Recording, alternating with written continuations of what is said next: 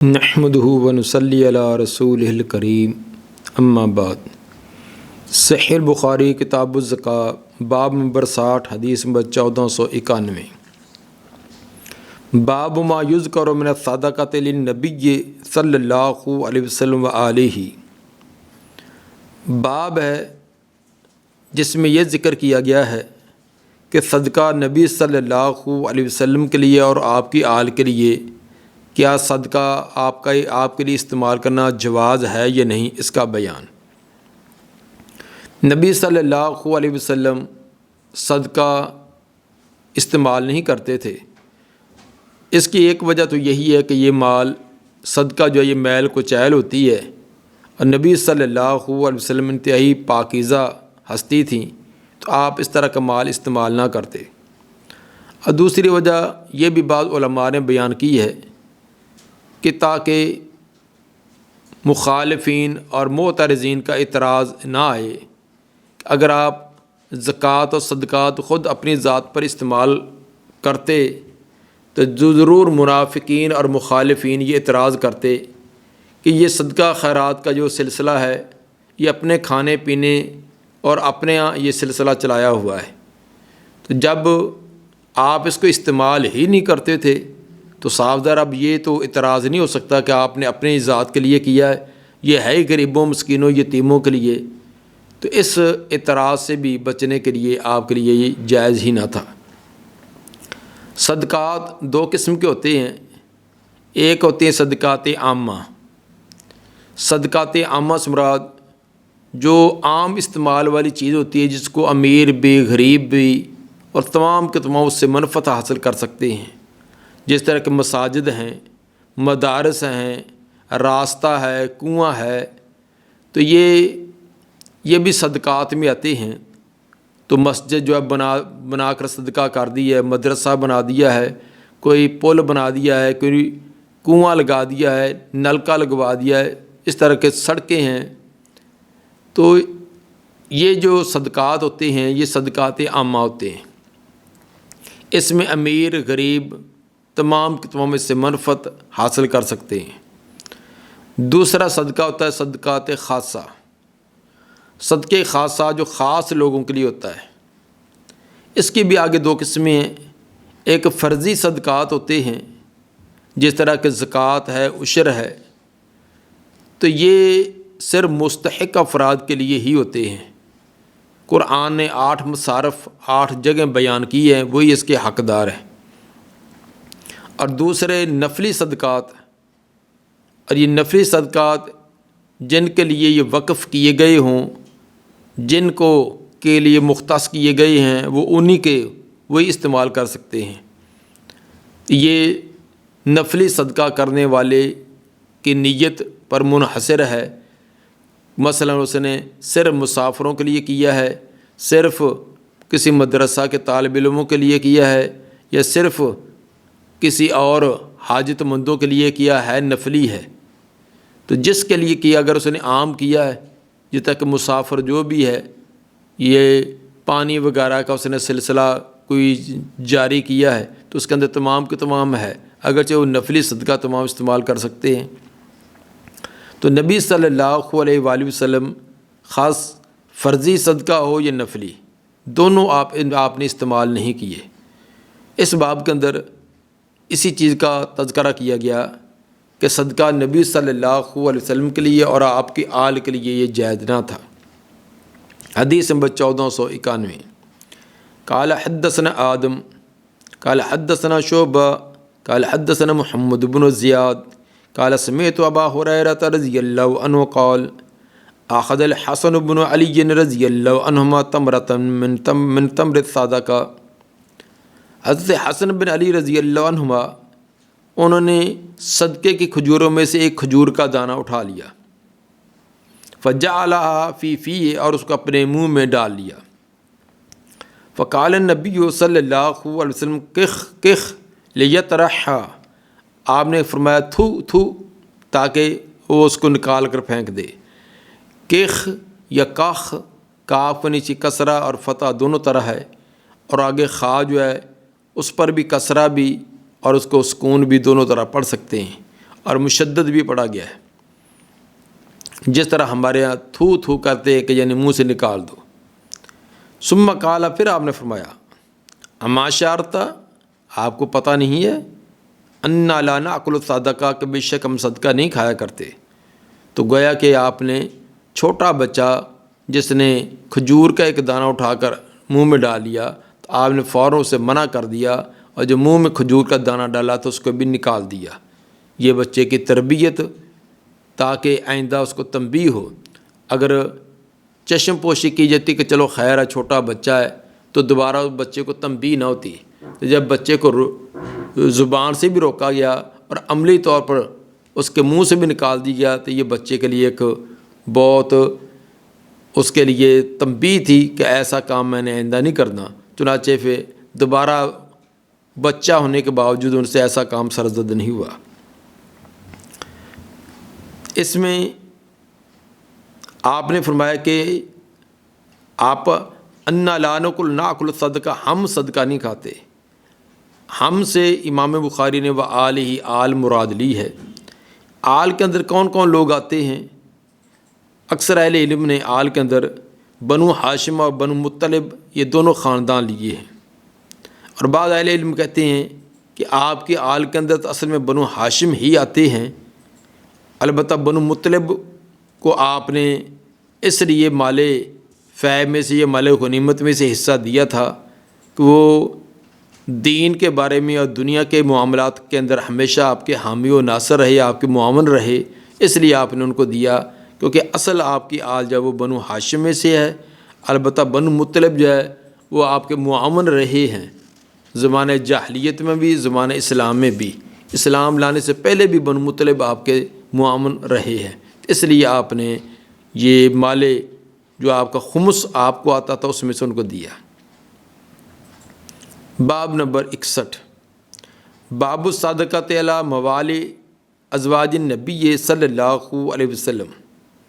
باب ہے نبی صلی اللہ علیہ وسلم کی ازواج مطہرات کے جو موالی تھے، ان کے جو غلام اور لونڈیاں تھیں، ان پر صدقہ کرنا۔ موالی یہ مولا کی جمع ہے۔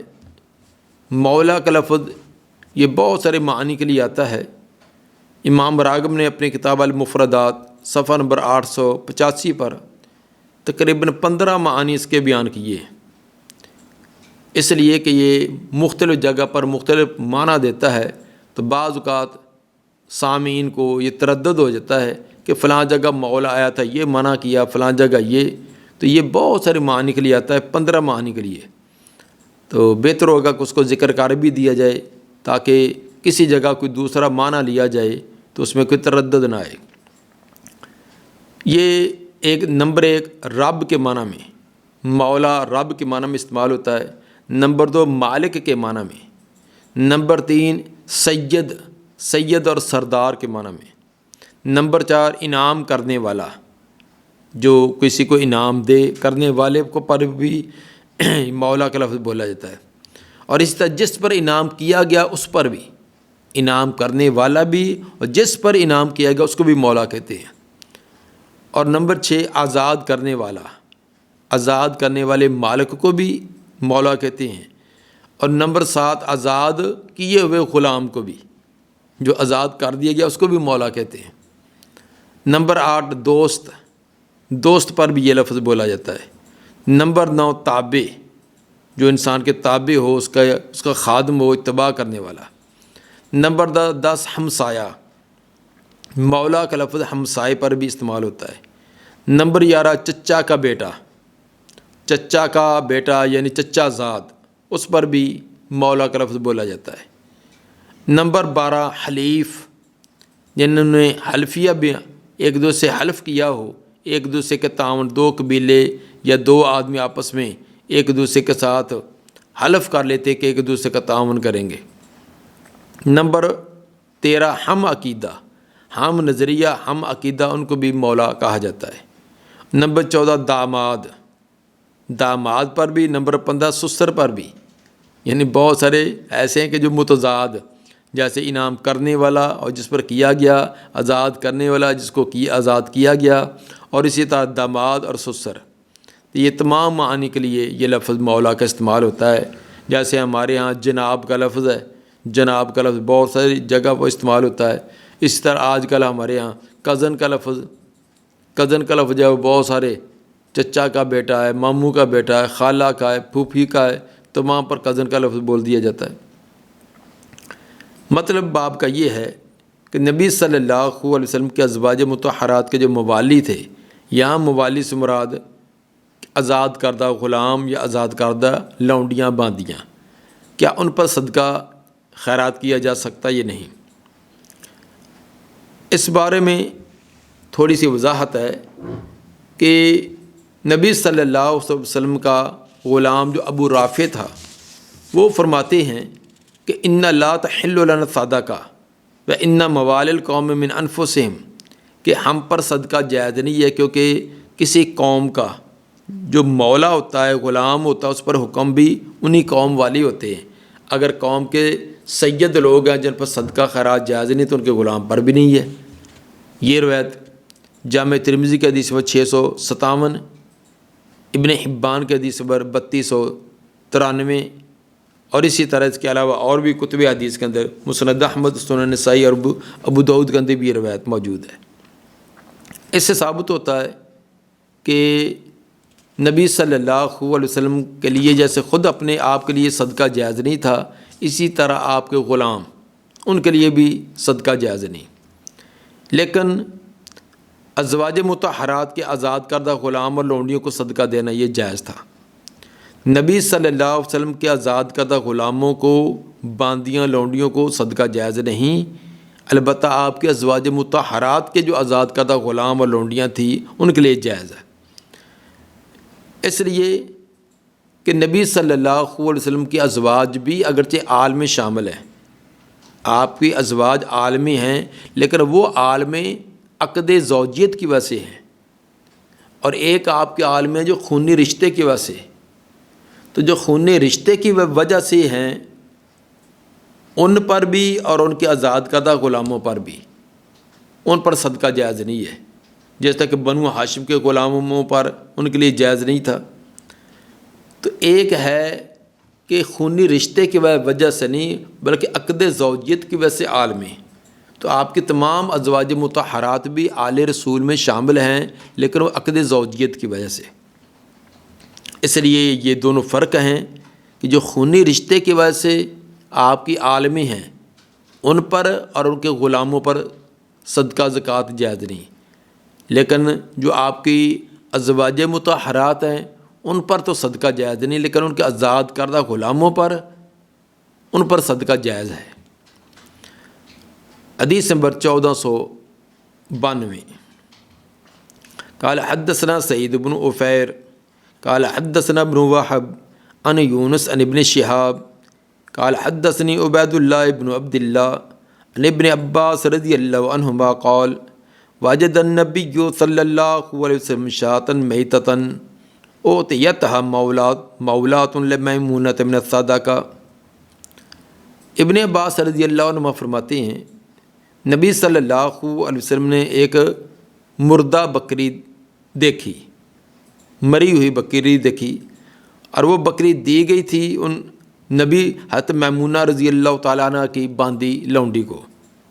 صدقے کی وہ بکری تھی جو حضرت میمونہ رضی اللہ تعالیٰ عنہ کی لونڈی کو دی گئی تھی۔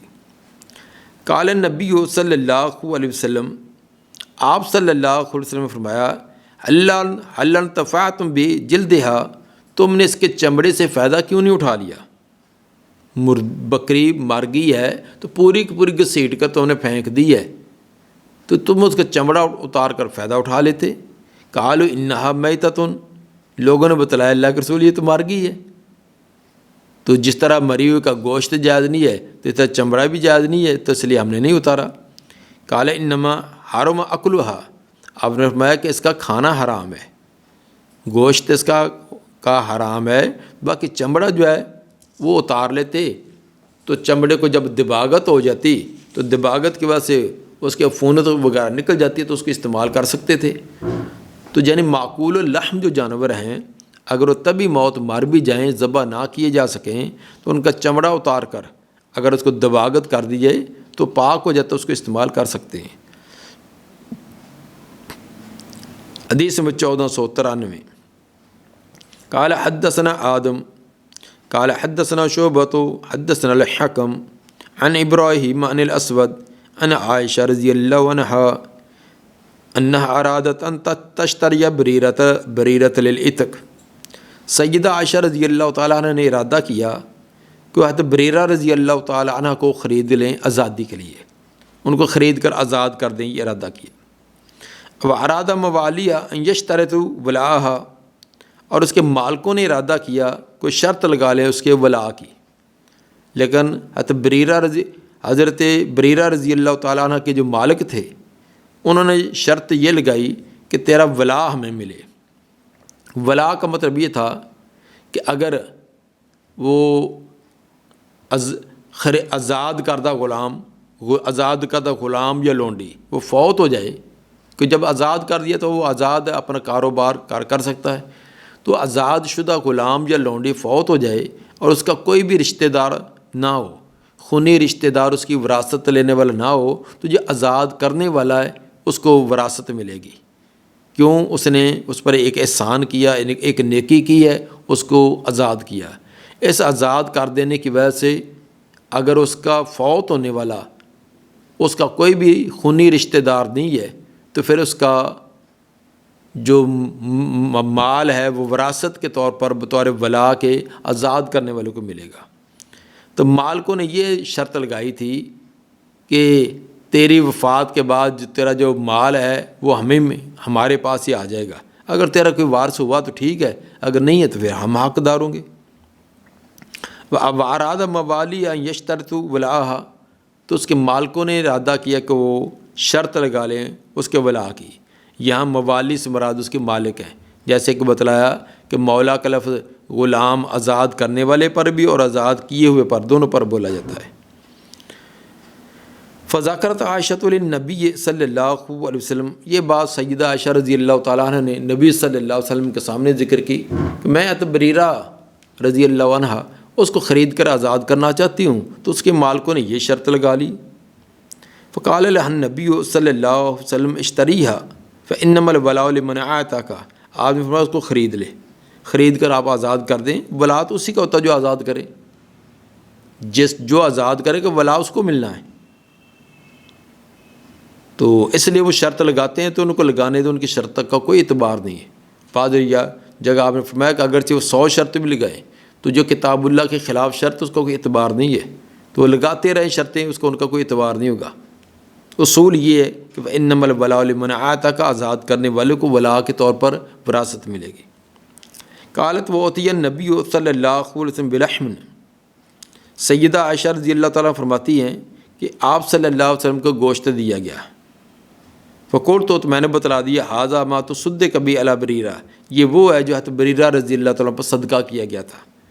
یہ گوشت جو ہے حضرت بریرہ رضی اللہ تعالیٰ پر کسی نے صدقہ کیا تھا تو یہ گھر میں اس کے لیے پکایا تھا۔ اور بعض روایات میں یہ صراحت بھی ہے، یہ روایت بہت مرتبہ کئی بار تکرار سے امام صاحب لائے ہیں کہ آپ نے فرمایا کہ ہنڈیا کے اندر مجھے کوئی گوشت پکتا نظر آ رہا تھا تو مجھے تو گھر کا دوسرا سالن دیا گیا ہے۔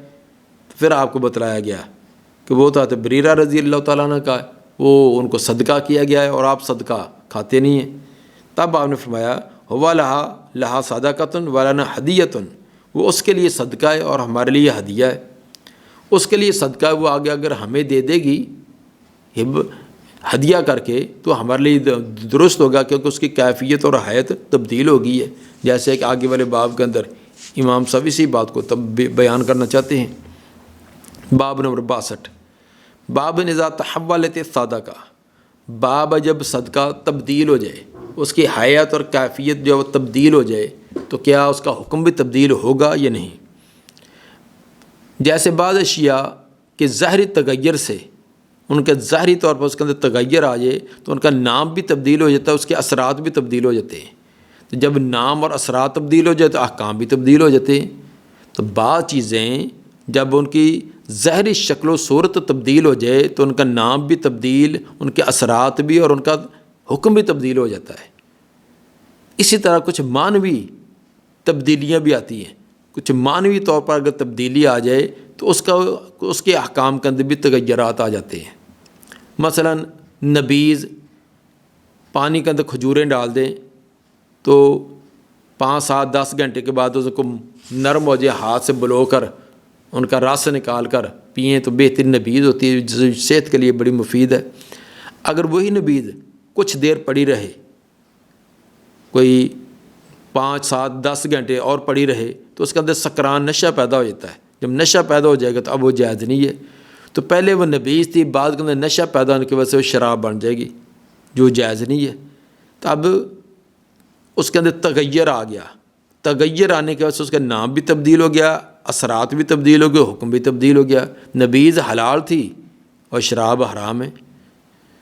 اسی طرح ہمارے ہاں آج کل یہ سبزیاں وغیرہ جو شہروں کے قریب علاقوں میں ہوتی ہیں، ان کو گندا پانی جو ہے وہ گندا پانی استعمال ہوتا ہے۔ اسی طرح روڑی کوڑا وغیرہ جو اکثر جس کے اندر نجاست وغیرہ ہوتی ہے وہ ڈالی جاتی ہے۔ تو یہ کچرا وغیرہ، روڑی وغیرہ اور گندا پانی یہ فصلوں کو، سبزیوں کو لگتا ہے۔ حالانکہ وہ نجس ہوتا ہے، پلید ہوتا ہے، لیکن ان سے جو سبزیاں تیار ہوتی ہیں ان کو نجس نہیں کہہ سکتے، اگرچہ ان کے اندر تیار اسی پانی اور اسی کچرے سے ہوئی ہوتی ہیں۔ تو جب یعنی اس کی حیت اور کیفیت جب تبدیل ہو جاتی ہے تو اس کا نام بھی تبدیل ہے، اثرات بھی تبدیل ہے اور ان کا حکم بھی تبدیل ہو جاتا ہے۔ اسی طرح صدقہ خیرات، خصوصاً فرضی صدقہ جس کو زکوٰۃ یا عشر کہا جاتا ہے، یہ غریب، مسکین، یتیم ان کا حق ہوتا ہے۔ امیر لوگ استعمال نہیں کر سکتے، اور اسی طرح جو صاحب استطاعت ہیں اور جو سید ہیں اور اس طرح بہت سارے افراد جو ان کو استعمال نہیں کر سکتے۔ لیکن جب ان کی حیات اور کیفیت تبدیل ہو جائے، مثلا آپ نے صدقہ کسی غریب کو دیا، وہ غریب اسی میں سے کچھ حصہ ہبہ کر کے کسی امیر کو دے دیتا ہے جس پر صدقہ جائز نہیں، اس کو دے دیتا ہے، اب اس کے لیے استعمال کرنا جائز ہے۔ اسی طرح آپ نے غریب کو صدقہ دیا، صدقہ کوئی اور خرید لیتا ہے۔ مثلا آپ نے کسی کو کوئی کپڑا دیا ہے، کوئی اس کو جانور دیا ہے، کوئی گائے بھینس کسی کو غریب کو دی ہے، تو اس کو نہیں ضرورت، تو اس کو پیسے کی ضرورت ہے تو اس کو بیچتا ہے۔ جو خریدے گا پیسے دے کر، وہ خواہ زکوٰۃ، اس کو زکوٰۃ کا حقدار نہیں ہے، لیکن جب خریدے گا تب وہ جانور، وہ چیز اس کے لیے جائز ہو جائے گی، یعنی اس کے ابھی حکم اس کا تبدیل ہو گیا، اگرچہ شکل و صورت وہی ہے۔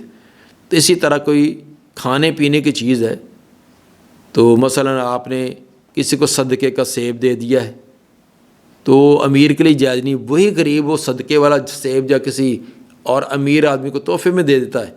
اب چیز وہی ہے، اس کے اندر کوئی تغیر نہیں آیا، لیکن وہ اس کا حکم تبدیل ہو جائے گا۔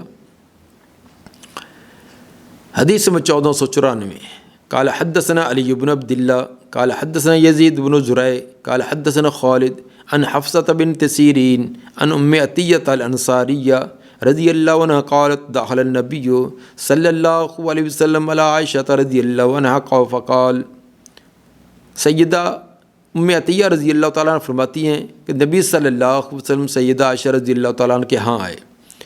فقال هل عندکم شیء، پوچھا کیا تمہارے پاس کوئی چیز ہے؟ فقالت لا، اللہ کے رسول گھر میں کوئی شے نہیں، الا شیء بعثت به الینا نصیبہ من الشاة التي بعثت بها من الصدقہ، کوئی شے نہیں ہے مگر وہی جو بھیجی ہے ہماری طرف نصیبہ نے، بکری سے، بکری کا کچھ حصہ نصیبہ نے بھیجا ہے، اللہ تی اس بکری سے، بعثت بها من الصدقہ جو صدقے کی آپ نے ان کو دی تھی، جو صدقے کی بکری آپ نے دی تھی نا، اسی میں سے کچھ حصہ اس نے ہمیں بھیجا ہے۔ نصیبہ سے مراد یہ ام عطیہ ہیں، تو انہیں کو نصیبہ کہا جاتا ہے۔ تو مطلب یہ کہ انہوں نے یہ ہمیں تھوڑا سا گوشت ان کا انہوں نے بھیجا تھا۔ فقال، آپ نے فرمایا کہ انہا قد بالغت محلہ، وہ اپنے محل کو پہنچ گئی ہے، جو ہم نے اس کو صدقہ دیا تھا وہ اپنے صدقے والی جگہ پر پہنچ گئی، اب اس کو آگے وہ استعمال کرتی ہیں، اس نے کسی کو بیچ دے، کسی کو ہبہ کر دے، کسی طرح بھی تو اس کی نوعیت تبدیل ہو جائے گی، اب وہ دوسروں کے لیے بھی جائز ہوگا۔ حدیث نمبر 1495 قال حدثنا یحیی بن موسیٰ قال حدثنا وکیع حدثنا شعبہ عن قتادہ عن انس رضی اللہ عنہ ان النبی صلی اللہ علیہ وسلم اوتیا بلحم تصدق به علی بریرہ، نبی صلی اللہ علیہ وسلم کے پاس گوشت لایا گیا جو سیدہ بریرہ رضی اللہ تعالیٰ عنہ پر صدقہ کیا گیا تھا۔ فقال هو علیہ صدقہ وهو لنا ہدیہ، آپ نے فرمایا اس کے لیے یہ صدقہ ہے اور ہمارے لیے یہ ہدیہ ہے۔ اس کے لیے یہ صدقہ تھا، جب اس نے ہمیں دے دیا تو ہمارے لیے وہ ہدیہ بن گیا، اور ہدیہ جو وہ استعمال کرنا جو صاحب ثروت آدمی کے لیے ان کے لیے بھی جائز ہوتا ہے۔ وقال ابو داؤد، امام ابو داؤد طیالسی فرماتے ہیں کہ انبانا شعبہ ان قتادہ سامع انسن، قتادہ نے انس رضی اللہ تعالیٰ سے یہ سنا ہے۔ پیچھے والی روایت کے اندر قتادہ انس بیان کرتے ہیں، قتادہ مدلس راوی ہے جو انس سے بیان کرتا ہے، تو اس کے اندر تھوڑا سا شبہ تھا کہ انہوں نے خود سنا ہے یہ کسی کے واسطہ سے، تو امام بخاری رحمہ اللہ اس وہم کو دور کرنا چاہتے ہیں ابو داؤد طیالسی کے حوالہ سے۔ وہ فرماتے کہ انبانا شعبہ، امام شعبہ فرماتے کہ ان قتادہ سامع انسن، کہتے انس رضی اللہ تعالیٰ سے قتادہ نے سنا ہے، اور وہ نبی صلی اللہ علیہ وسلم سے بیان کرتے ہیں۔ دعا ہے کہ اللہ تعالیٰ نبی صلی اللہ علیہ وسلم کے فرامین کو سمجھ کر ان کے مطابق عمل کرنے کی توفیق عطا فرمائے۔ سبحان ربک رب العزت عما یصفون وسلام علی المرسلین والحمد للہ رب العالمین۔